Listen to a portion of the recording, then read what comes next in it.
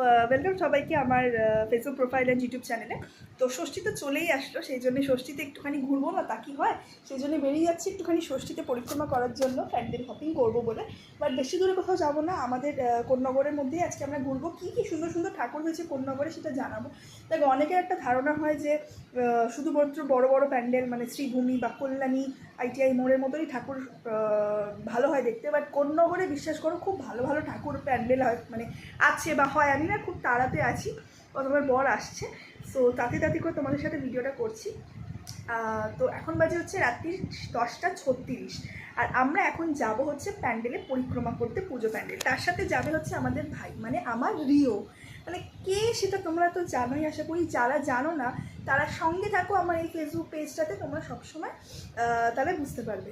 তো দেখে না, আমি চুলটাকে একদম নর্মালসা একটা লুক করেছি, মানে অ্যাজ সাচ কিছুই করিনি, বলতে হঠাৎ করে প্ল্যান হয়েছে যে যাচ্ছি আমরা।